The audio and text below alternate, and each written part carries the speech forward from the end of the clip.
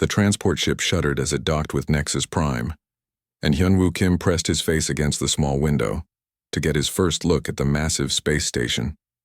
The structure stretched out in all directions like a metal city floating among the stars. Ships of every size and shape moved around it like busy insects. Some looked like the sleek human vessels he knew, but others were strange and alien with curves and spikes and colors that hurt to look at directly. Hyunwoo grabbed his single duffel bag and joined the line of new cadets heading toward the airlock. Most of them looked nervous or excited, chattering in languages he could not understand. A few looked like humans, but many definitely were not.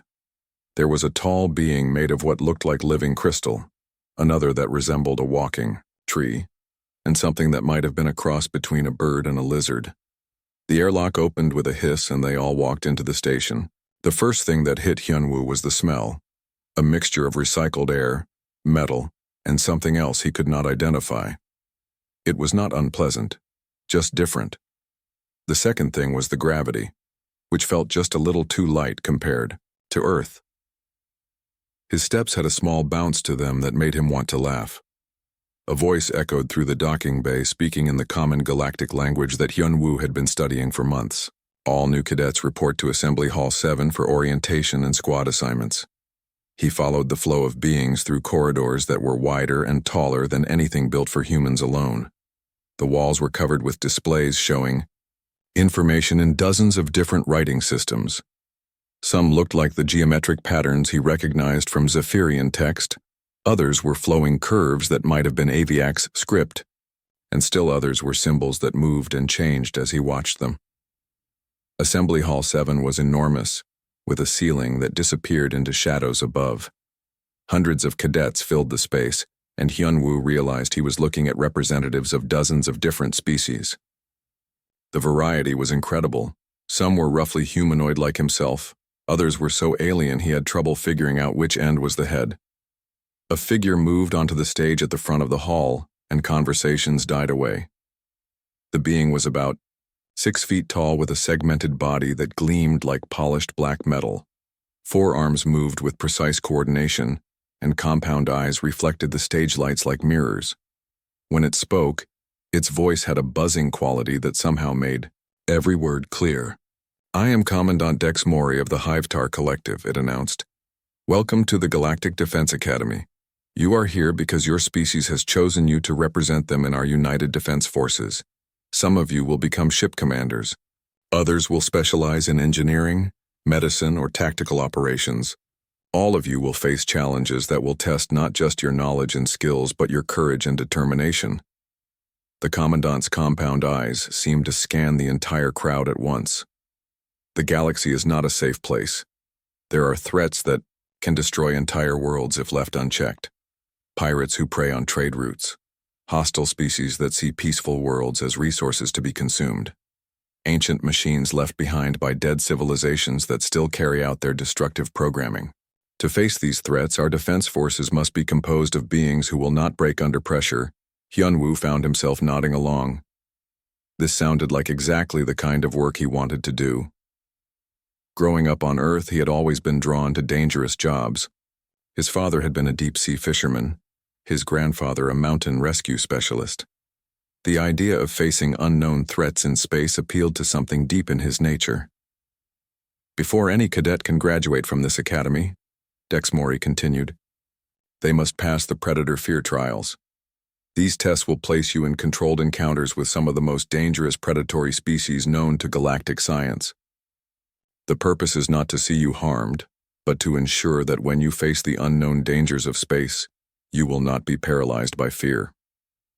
A murmur went through the crowd, and Hyunwoo noticed that many of the cadets looked worried or scared. He wondered what these predators were like. Earth had plenty of dangerous animals: sharks, bears, venomous snakes, crocodiles. He had encountered most of them during camping trips and fishing expeditions with his family. How much worse could alien predators be? "You will now be assigned to your training squads," Dex Mori announced. "These will be your companions throughout your time at the academy. Learn from each other. The diversity of species in the defense forces is our greatest strength." Holographic displays appeared throughout the hall showing names and squad assignments. Hyunwoo found his name listed under Squad 7, along with 4 others. He looked around until he spotted a small group gathering near one of the side walls. The first person he met was another human, a young woman with short black hair and intelligent eyes behind wire-rimmed glasses. She introduced herself as Nari Choi from the engineering track.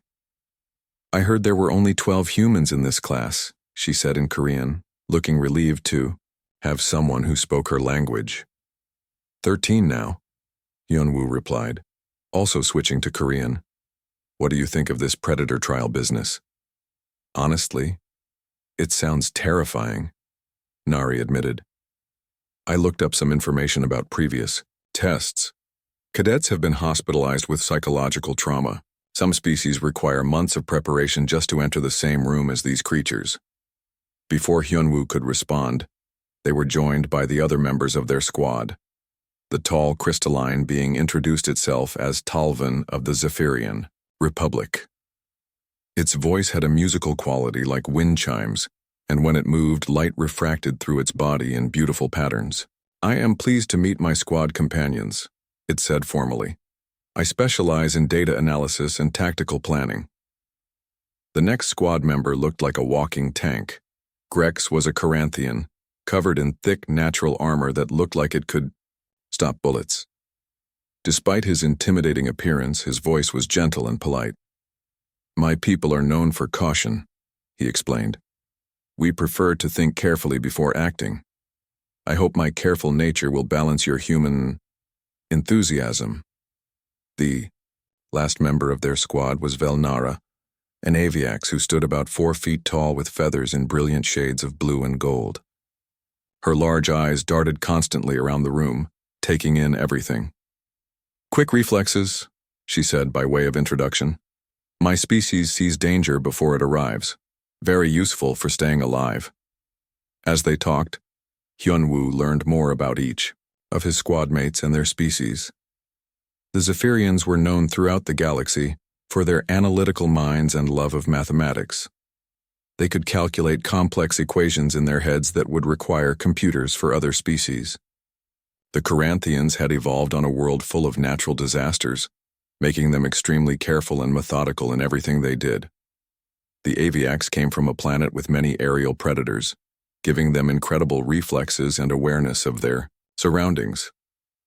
"What about humans?" Velnara asked. "What are your species known for?" Hyunwoo thought about it. "Adaptability, I guess. We can live in lots of different environments, and we are pretty good at figuring out how to use tools and solve problems." "Is it true that your planet has dangerous wildlife?" Grex asked. "I read that Earth is classified as having an unusually high number of predatory species." "Oh, sure," Hyunwoo said casually. "Bears, wolves, big cats, sharks, crocodiles, venomous snakes, and spiders. Plus a bunch of smaller things that can kill you if you are not careful. But you learn to deal with them." His squad mates exchanged glances that he did not quite understand. Later he would realize that what he considered normal wildlife would be classified as extremely dangerous on most other worlds. The orientation continued with tours of the facility and basic information about Academy life. The station was like a small city with living quarters, training facilities, laboratories, and recreation areas. The variety of beings moving through the corridors was amazing. Hyunwoo saw species he had only read about in textbooks, and others he had never imagined could exist. That evening, as they settled into their shared quarters, the conversation turned back to the predator fear trials. "I have been researching the creatures used in the tests," Talvin said. Its crystalline body dimming slightly in what Hyunwoo was learning was a sign of concern. "The Void Stalkers from Kepler 442b are 12 feet tall with chameleonic abilities and venomous claws. The phase hunters can partially shift between dimensions. The corrosion worms spit acid that can dissolve most known materials." "How do cadets usually handle the trials?" Nari asked. "Most require months of psychological conditioning," Grex explained. "Neural dampeners to reduce fear responses, advanced protective equipment. Some species have special meditation techniques to control terror." "When do we start?" Hyunwoo asked. The question surprised his squad mates. You sound eager, Velnara observed. Well, sure, Hyunwoo said. I mean, they are just animals, right? Big, dangerous animals, but still animals. They follow patterns, have instincts you can predict. Once you understand how they hunt and what they are afraid of, you can figure out how to deal with them. His casual attitude toward creatures that terrified most galactic species would soon become legendary throughout the Academy. 3 weeks into training, Commandant Dex Mori called Hyunwoo to the Academy's administrative office. The Hive-Tar's compound eyes studied him carefully as he entered the sterile white room. Behind the Commandant stood 2 other instructors, Jin-Ho Park, the human liaison officer, and Mortex, a tactical specialist whose species Hyunwoo had not encountered before. Cadet Kim, Dex Mori began in its buzzing voice. Your instructors report unusual results in your preliminary assessments, Hyunwoo. Shifted slightly but kept his expression neutral. Unusual how, sir? Your fear response readings are abnormal, Jin-Ho Park explained in Korean, then switched to Galactic Common. When shown footage of the trial predators, most cadets show elevated stress hormones, increased heart rate, and significant anxiety markers. Your readings barely changed. In fact, added Mortex, whose voice sounded like grinding stone, you appeared to be taking notes during the presentations. I was, Hyunwoo admitted. They are interesting creatures. I wanted to understand their hunting patterns and behavior. The 3 instructors exchanged what he was beginning to recognize as the universal look of beings who could not understand human thinking. Dex Mori clicked its mandibles together in what might have been either concern or curiosity. We have decided to accelerate your trial schedule, the Commandant announced. Tomorrow you will face your first predator fear trial. The creature will be a void stalker from the swamp world of Kepler 442b. Excellent, Hyunwoo said, then caught himself. I mean, yes, sir. I am ready. Jin-Ho Park leaned forward. Hyunwoo, I want you to understand what you are facing. This creature is 12 feet tall and weighs over 800 pounds. Its natural camouflage makes it nearly invisible until it attacks. Its claws can cut through standard armor, and its bite delivers a paralytic venom. In the past 50 years, only 60% of cadets have passed this trial on their first attempt. What happened to the other 40%? Hyunwoo asked. Psychological breakdown requiring months of recovery, Mortex replied grimly. Some never recover enough to continue their training. But no one has been seriously injured, right? The trial environments are carefully controlled, Dex Mori assured him. Emergency systems will extract you if you are in true danger. However, the psychological trauma is real. The fear these creatures inspire is not just an inconvenience. It is a survival mechanism that keeps intelligent beings alive. That evening, Hyunwoo sat in the squad's common room while his teammates peppered him with questions and advice. Talvin had spent hours researching everything known about void stalkers and was sharing the data in its precise analytical way. The creature's hunting strategy relies on ambush predation, the Zephyrian explained, light patterns shifting through its crystalline body. It uses advanced camouflage to blend with swamp vegetation, then strikes with overwhelming force. Its sensory organs can detect movement from over 200 meters away. My people have legends of similar creatures, Grex added nervously. We call them shadow deaths. The stories say they can smell fear and are drawn to it like moths to flame. Have you considered requesting a delay? Velnara asked, her feathers ruffling with anxiety. Most cadets spend months in psychological preparation. You have had only 3 weeks of basic training. I appreciate the concern, Hyunwoo said, but honestly, this does not sound much worse than a large alligator or Komodo dragon.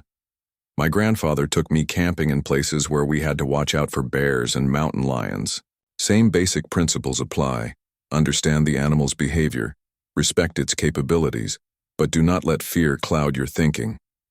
His casual comparison of a galactic apex predator to Earth wildlife left his squad mates speechless. The next morning, Hyunwoo reported to Biodome 7, a massive enclosed environment that recreated the swamp conditions of Kepler 442b. Through the observation windows, he could see murky water, twisted trees draped with alien moss, and a humid atmosphere that made the air shimmer. The dome was easily the size of several football fields, with plenty of room for a large predator to hunt. In the preparation room, technicians fitted him with basic academy gear, a simple uniform, boots suitable for swamp terrain, and a small, emergency beacon. Other cadets typically requested neural dampeners, advanced sensors, and heavy protective equipment. Hyunwoo declined everything except the emergency beacon, and only accepted that because it was mandatory. "Are you certain you do not want the fear suppressors?" asked Dr. Minjung Lee, the Academy's xenobiology specialist. "They are designed to prevent psychological overload without impairing your tactical thinking." "I think fear responses exist for good reasons," Hyunwoo replied. "Better to work with them than suppress them." Dr. Lee made notes on her tablet, shaking her head slightly. "In that case, remember that your mission is simply to survive in the environment for 1 hour.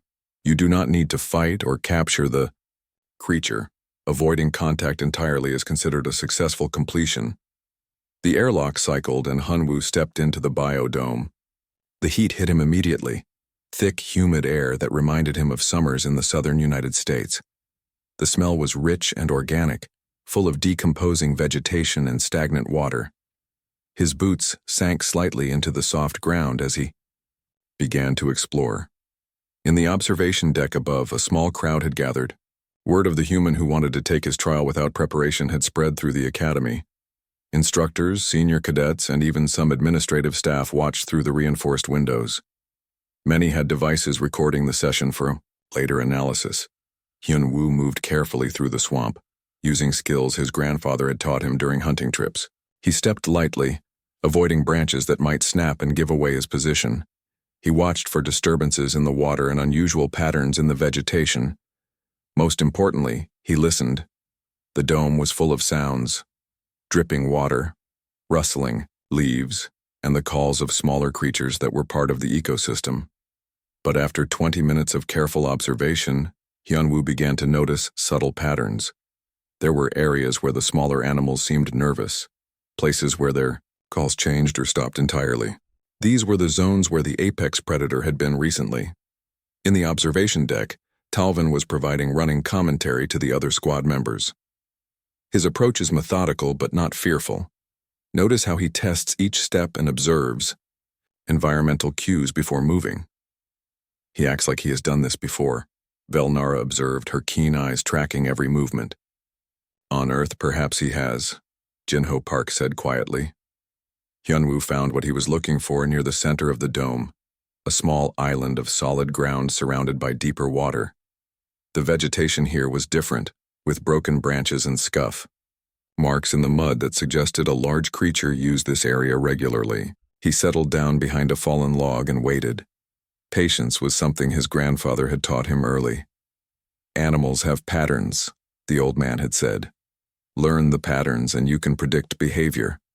Rush around making noise and you learn nothing except how to become prey." 30 minutes into the trial, Hyunwoo heard it, a soft splash that did not quite match the natural sounds of the swamp. He turned his head slowly and saw nothing but twisted trees and hanging moss. But his peripheral vision caught something else, a slight shimmer in the air that did not belong. The Void Stalker was magnificent. Even with its camouflage active, Hyunwoo could make out its general shape once he knew where to look. It moved like a crocodile, low and powerful, using the water for concealment. Its 12-foot length made it a formidable predator, but its behavior followed patterns he recognized. In the observation deck, sensor readings showed that the creature had detected Hyunwoo and was beginning its hunting approach. Most cadets, at this point, showed severe stress responses: elevated heart rate, rapid breathing, sometimes complete panic. Hyunwoo's readings remained steady. "This is unusual," Dr. Lee murmured to her colleagues. "Either his fear response is completely suppressed or he genuinely is not afraid. Look at his body language," Mortex pointed out. "He is alert and focused but not tense.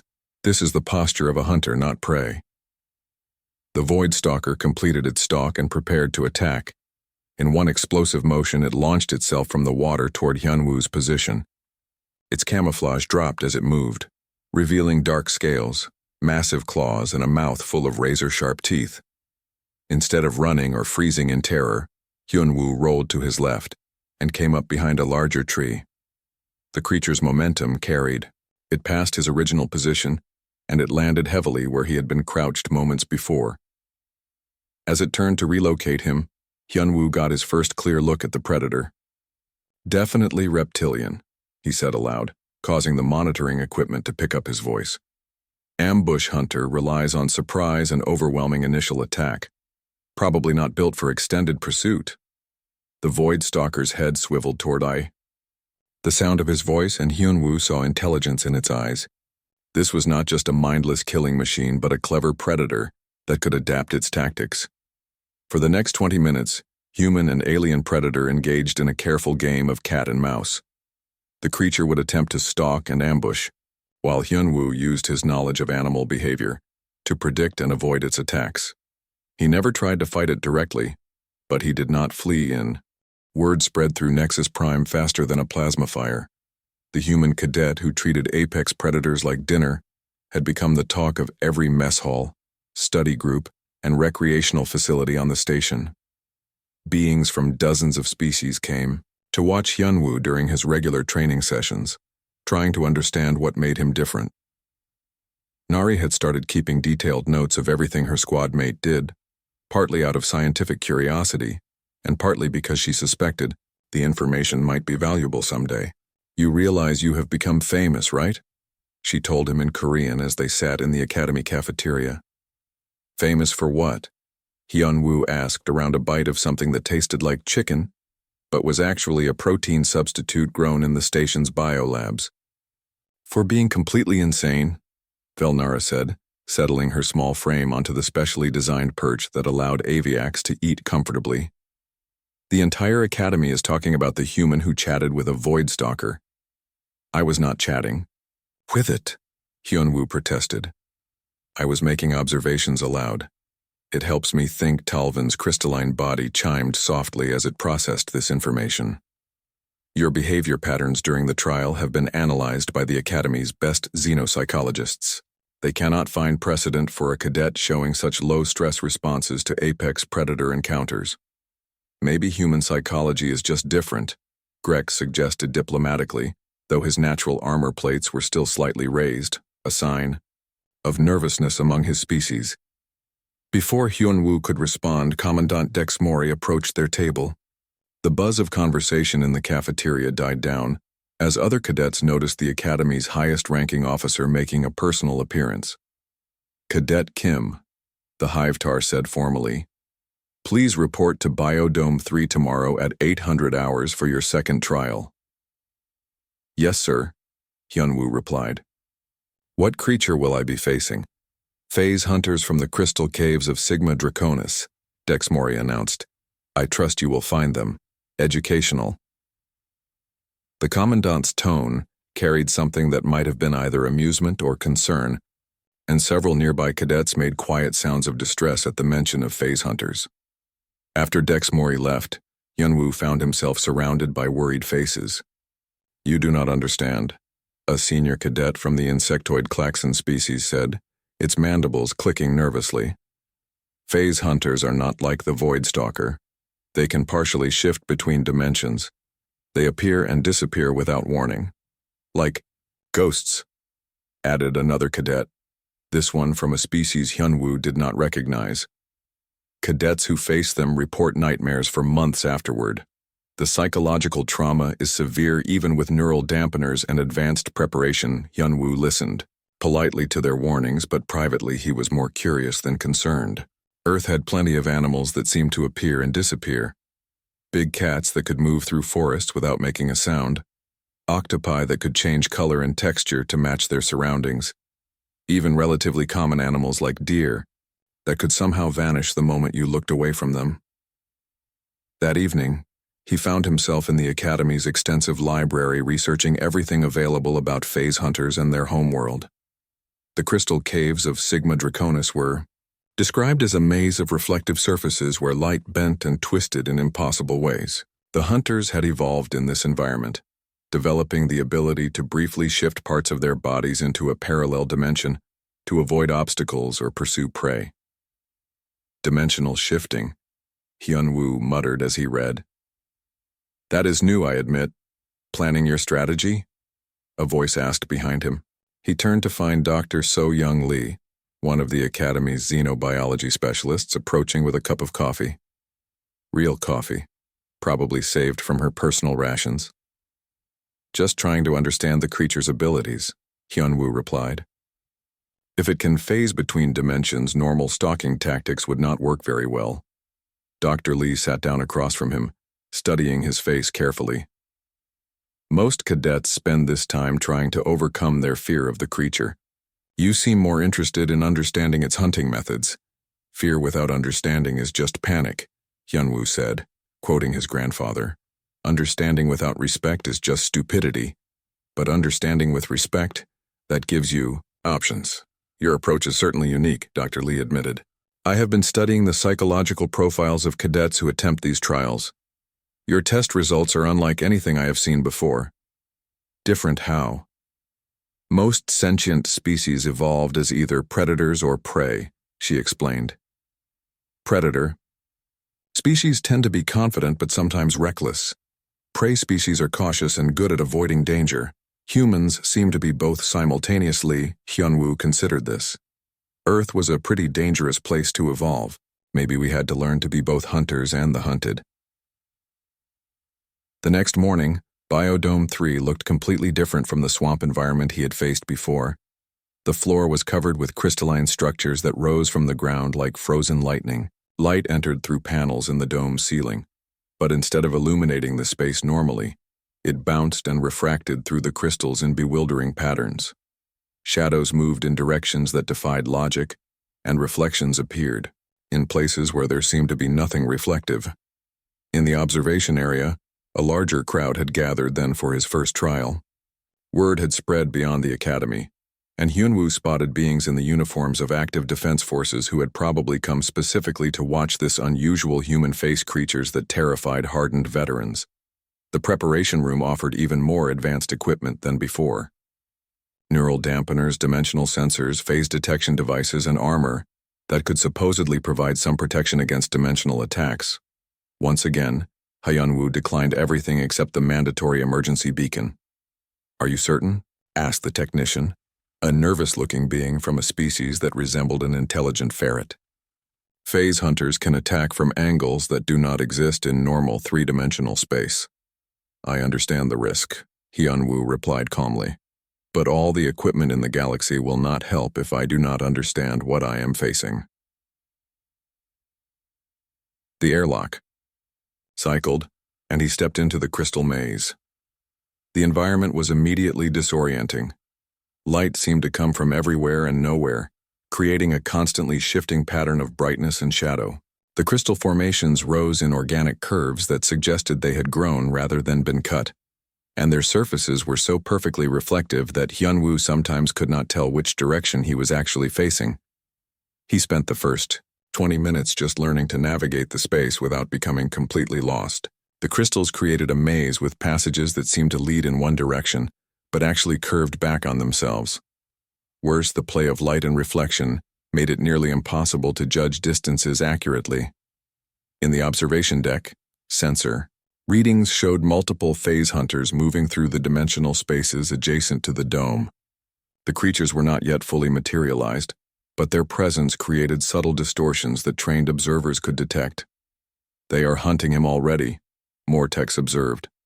3 separate entities, coordinating their approach through dimensional channels. His stress readings are still minimal, Dr. Lee reported, checking her instruments. Either he has exceptional natural stress resistance or he genuinely is not comprehending the danger. Look at his movement pattern, Talvin said from where it stood with the other members of Squad 7. He is not moving randomly. He is mapping the environment systematically. Hyun-woo had indeed figured out that the crystal maze, while confusing, followed certain patterns. The formations grew in spirals around central nodes, creating a structure that was complex, but not random. By following the spirals and noting the way light behaved at key points, he could navigate more effectively than someone who just wandered around hoping for the best. The first phase hunter materialized without warning, appearing in a space that had been empty a moment before. The creature was beautiful in a terrifying way, roughly humanoid but stretched and elongated, with skin that seemed to be made of liquid shadow. Its limbs were too long and bent at angles that should have been impossible, and its face was a blank void where features should have been. Instead of freezing or running, Hyunwoo watched carefully as the creature moved. It flowed rather than walked, and occasionally parts of it would become translucent or disappear entirely before solidifying again. When it moved between the crystals, it sometimes took paths that should have been blocked by solid matter. "Fascinating," he said aloud, causing the monitoring equipment to pick up his voice. "It is not really shifting between dimensions so much as existing in multiple dimensions simultaneously." The phase hunter heard his voice and turned toward him. Where its face should have been, Hyunwoo saw something like a window into deep space, an endless void filled with distant cold stars. "You are like a deep-sea creature," he continued conversationally, slowly backing away while keeping the crystal formations between himself and the hunter, adapted to an environment where normal rules do not apply. In the observation deck, beings from multiple species stared in amazement. "He is talking to it," someone whispered. "He is analyzing it while it hunts him," Jinho Park corrected. Again. The phase hunter began its attack. The third trial came just 5 days later, and by then Hyunwoo had become something of a celebrity throughout the academy. Beings who had never spoken to a human before approached him in corridors, asking questions about his homeworld and his seemingly impossible calmness around apex predators.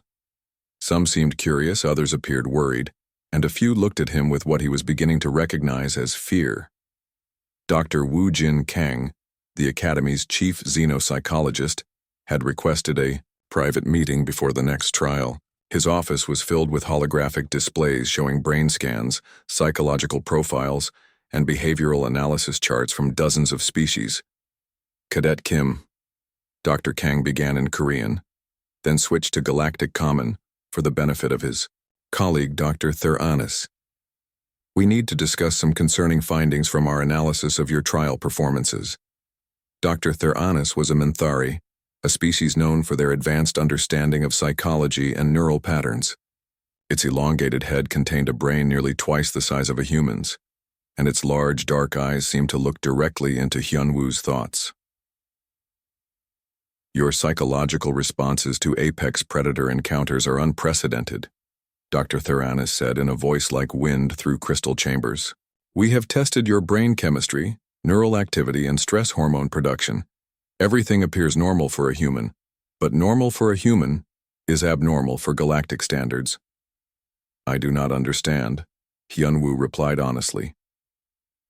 Dr. Kang activated a holographic display showing comparative data. This shows the typical fear response of various species when faced with apex predators. Zephyrians show elevated analysis patterns but significant stress indicators. Corinthians display extreme caution protocols and defensive posturing. Aviacs demonstrate hypervigilance and flight preparation responses. "And humans?" Hyunwoo asked. "That is what concerns us," Dr. Theranis said. "Your responses more closely match those of a predator evaluating prey than prey avoiding a predator." Before Hyunwoo could process this fully, an alarm chimed and a holographic message appeared in the air. "All personnel to stations. Emergency." Research protocol is in effect for Sol System Biological Survey. Dr. Kang and Dr. Theranis exchanged glances that seemed significant. "We will continue this conversation later," Dr. Kang said. "For now, report to Biodome 5 for your third trial. You will be facing corrosion worms from the acid storms of Tau Ceti." Biodome 5 had been transformed into a nightmare landscape of jagged rock formations and pools of bubbling liquid that gave off dangerous-looking vapors. The air itself seemed to shimmer with corrosive particles, and everything was tinted the sick yellow-green of acid fog. Environmental suits were not just recommended for this trial. They were mandatory for survival. The corrosion worms were unlike anything Hyunwoo had faced before. Each one was roughly the size of a subway train, with segmented bodies covered in natural armor that could resist their own acidic secretions. They moved by burrowing through the rocky substrate at incredible speed, erupting without warning to spray digestive acid at anything they detected. In the preparation area, Hyunwoo was fitted with a full environmental suit designed to protect against acid exposure. The suit was bulky and limited his mobility, but the alternative was dissolution in seconds if one of the creatures scored a direct hit with its acid spray. "These are not like your previous challenges," warned the technician, a being whose species Hyunwoo had not encountered before. Corrosion worms hunt by detecting vibrations through solid rock. They can sense footsteps from over a kilometer away, and their acid can melt through most known materials in minutes. "How do other cadets usually handle this trial?" Hyunwoo asked. "Very carefully," the technician replied. "Most remain completely motionless for as long as possible, using only visual scanning to avoid detection. Even the slightest movement can trigger an attack." The airlock sealed behind him, and Hyunwoo found himself in the most hostile environment he had yet experienced. The ground beneath his feet felt unstable, as if it might give way at any moment. The air tasted metallic even through his suit's filtration system, and the constant bubbling and hissing of acid pools created an ominous soundtrack.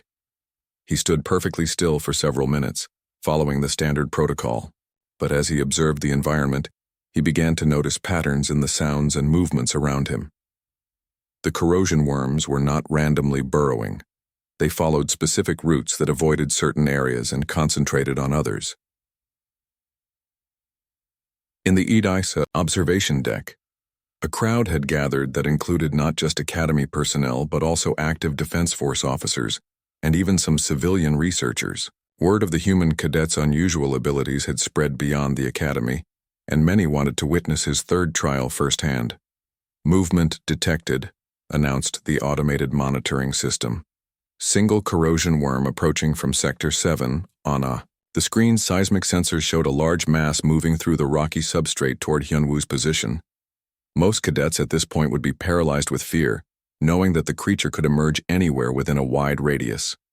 Hyunwoo listened carefully to the approaching vibrations and began to move. Not away from the creature, but in a pattern that seemed to follow the natural lines of the environment. "What is he doing?" someone in the observation deck asked. "He is walking toward it," Dr. Lee replied in amazement. But Hyunwoo was not walking randomly. He had noticed that certain areas of the dome showed signs of heavy worm traffic, smooth, worn tunnels and acid-etched rock that indicated frequent passage. Other areas seemed to be avoided entirely. By following the avoided zones, he could move, without triggering the hunting response.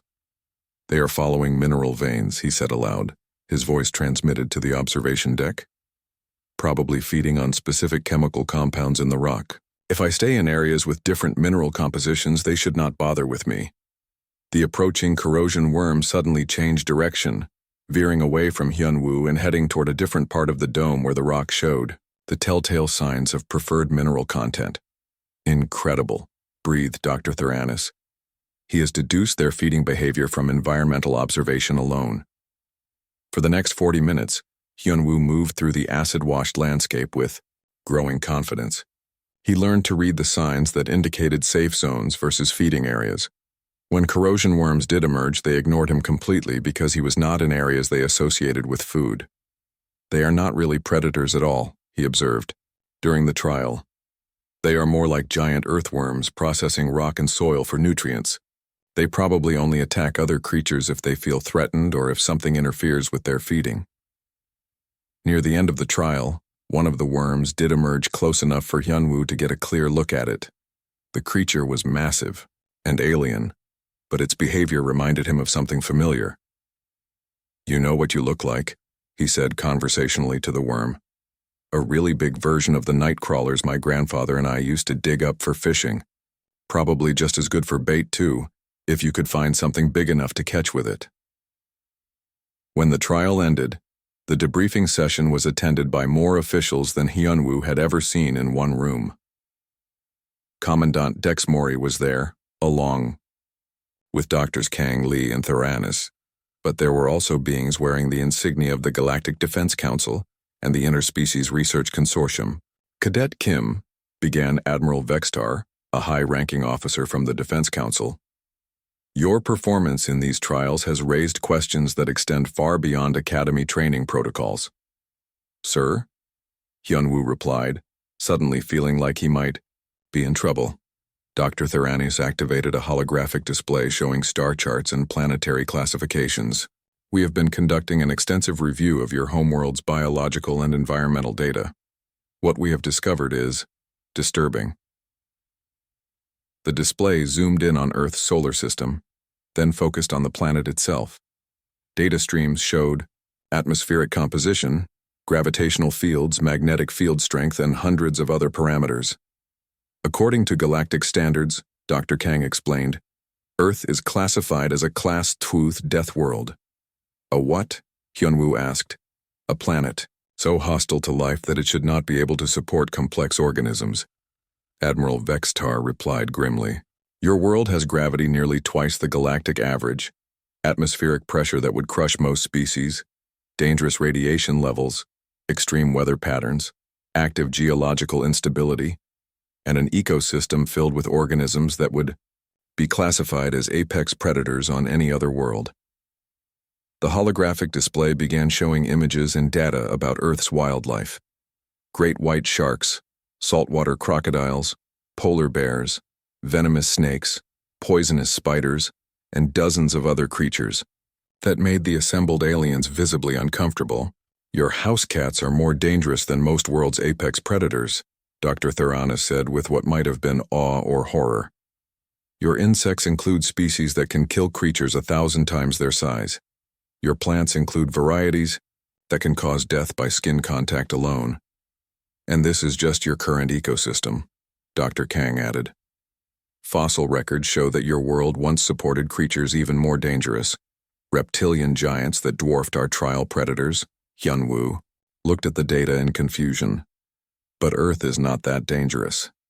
The Academy went into emergency session after the revelation about Earth's classification as a death world. For 3 days, high-ranking officials from across the galaxy met in closed chambers while normal Academy operations were suspended. Cadets were confined to quarters except for essential activities, and rumors spread like wildfire through the station's corridors.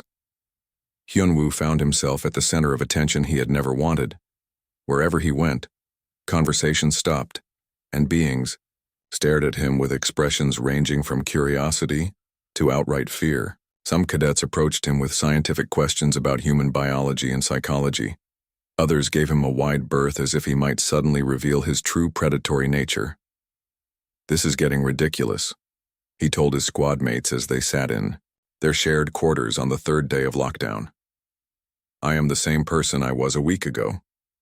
But we understand you differently now, Talvin replied, its crystalline form dim with contemplation. The data changes everything. Humans are not just another spacefaring species. You are the galaxy's ultimate survival specialists, ultimate predators, Grex corrected nervously. There is a difference. Nari looked up from her ever-present notebook where she had been documenting everything that happened since the revelation. I have been thinking about this. If humans are apex predators, why are we not more aggressive? Why do we form cooperative societies instead of competing with each other? Pack hunters, Velnara said quietly. Like the phase hunters, but more sophisticated. Before anyone could respond, the squad's communication panel chimed with an urgent message. Cadet Kim, report to Conference Room Alpha immediately. The conference room was filled with more high-ranking officials than Hyunwoo had ever seen in one place. Admiral Vextar was there, along with Commandant Dex Mori, but there were also beings wearing the insignia of the Galactic Council itself. At the head of the table sat Supreme Counselor Zendrith, whose species Hyunwoo had only seen in history texts. Cadet Kim, the Supreme Counselor began in a voice like distant thunder. The Academy Council has reached a decision regarding your final trial. Sir? Hyunwoo replied, trying to keep his voice steady. Dr. Theranis activated a holographic display, showing a creature that made Hyunwoo's previous opponents look harmless by comparison. It was difficult to focus on directly. The image seemed to shift and writhe even in static display mode. "This is a nightmare of the void," Admiral Vextar explained. "A creature from the galactic core that feeds on fear itself. It does not kill through physical violence, but through psychological torture so intense that victims prefer death." In 500 years of Academy operation, Commandant Dex Mori added, only 12 cadets have ever attempted the nightmare trial. 3 died, 6 were permanently institutionalized, and 3 barely survived with severe psychological damage. "Why are you showing me this?" Hyunwoo asked, though he suspected he already knew the answer. Supreme Counselor Zendrith leaned forward. "Because we need to understand the true extent of human capabilities. If humans are indeed apex predators on a galactic scale, then you may be the only being capable of facing this creature and remaining sane." "And if I am not?" Hyunwoo asked. "Then we will have learned something equally important about the limits of human psychology," Dr. Kang said quietly. "Either way, the knowledge will be valuable for understanding humanity's place in galactic civilization." Hyunwoo looked around the room at the assembled officials. "What if I refuse?" "The choice is yours," the Supreme Counselor replied. "But understand that this decision will affect not just your own future, but potentially the future of human galactic relations." That evening, Hyunwoo sat alone in the Academy's Yao observation lounge, looking out at the stars while he considered his options. The weight of representing his entire species was not something he had asked for, but it seemed to have fallen on him anyway. Nari found him there an hour later. "So," she said in Korean, settling into the chair next to him, "are you going to do it?" "I think I have to," he replied. "If I do not, they will always wonder whether humans are really as adaptable as they think we are. And if you do and something goes wrong, then at least they will know the answer." They sat in comfortable silence for several minutes, watching ships move through the space around the station. Finally, Nari spoke again. "What was it like growing up on a death world?" Hyunwoo considered the question seriously. "It was normal. You learned to read the signs, which areas are dangerous, which animals to avoid, how to move quietly through the woods. My grandfather taught me that every creature has its place and its purpose. Even the dangerous ones are just trying to survive. But you never thought of them as monsters?" "Monsters are not real things," Hyunwoo said. "They are what we call things we do not understand. Once you understand something, its behavior, its needs, its fears, it stops being a monster and becomes just another creature trying to make it through another day." The next morning, Hyunwoo reported to the Nightmare Chamber, a specialized facility deep in the station's core that had been specifically designed to contain psychic predators. The chamber itself was a featureless white sphere with no visible entrances or exits once sealed. Inside, reality could be manipulated by creatures that fed on consciousness itself. Unlike his previous trials, there was no crowd of observers for this one. Only essential personnel were allowed in the monitoring station, and even they watched through heavily shielded displays that filtered out the worst of the creature's psychic emanations. The preparation ritual was elaborate. Psychic dampeners, neural stabilizers, emergency consciousness extraction protocols, dozens of safeguards designed to prevent permanent psychological damage. Once again, Hyunwoo declined most of the equipment. "At least take the emergency extraction beacon," Dr. Kang pleaded. "If your consciousness becomes trapped by the creature, we can use it to pull you back to reality." "How will you know if I need extraction?" Hyunwoo asked. "If you start screaming and do not stop," Dr. Lee replied grimly. The chamber sealed around him, and for a moment Hyunwoo stood alone in the white sphere. Then reality began to shift. The walls melted away, replaced by an endless void filled with distant, dying stars. The temperature dropped until his breath came in visible puffs, and the silence was so complete that he could hear his own heartbeat echoing in the emptiness. Then it appeared. The nightmare of the void was everything the high, holographic displays had suggested and worse. It had no fixed form, instead shifting constantly between shapes that violated basic principles of geometry and biology. Sometimes it looked like a massive spider made of shadow and despair. Other times it resembled a writhing mass of tentacles, covered in eyes that wept liquid darkness. When it spoke, its voice came from inside Hyunwoo's own mind. "Welcome, little morsel," it whispered with the sound of dying civilizations. "I have been so hungry, and you smell of such interesting fears." Instead of the terror response the creature expected, Hyunwoo felt something entirely different. Curiosity mixed with a strange sense of familiarity. "You know what you remind me of?" he said conversationally, his voice echoing strangely in the void. "My little sister Hye Jin when she was going through her goth phase. Same dramatic energy, same tendency to lurk in dark corners making ominous pronouncements." The nightmare paused in its approach, confusion rippling through its psychic emanations. In 5,000 years of existence, no prey had ever compared it to someone's little sister. "You do not understand," the creature snarled, shifting into a form of pure terror made manifest. "I am your deepest fears given flesh. I am the darkness that waits at the edge of consciousness. I am inevitable death and meaningless existence rolled into one." "Oh, you are doing the existential dread thing." Hyunwoo nodded knowingly. "Yeah, I went through that phase in college. Very angsty. You want to talk about it? Sometimes it helps to discuss these feelings with someone." The nightmare of the void, for the first time in its existence, experienced something completely outside its understanding. Its prey was not just unafraid. He was trying to provide emotional support. Desperate to provoke the proper fear response, the creature dove deep into Hyunwoo's memories, seeking the traumas and terrors that all conscious beings carried. Instead, it found something that made it recoil in horror. Images flooded the psychic connection, memories of Earth that the nightmare glimpsed through its link to Hyunwoo's mind. Great white sharks erupting from ocean depths with rows of knife-like teeth. Grizzly bears that could decapitate a human with a single swipe. Venomous snakes that could kill with a single bite. Crocodiles that could remain motionless for hours before exploding into deadly motion. But worse than the individual predators were the casual human responses to them. Families camping while apex predators lurked just beyond their campfire light.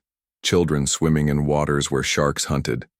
Adults hiking through forests filled with creatures that could kill them in dozens of different ways.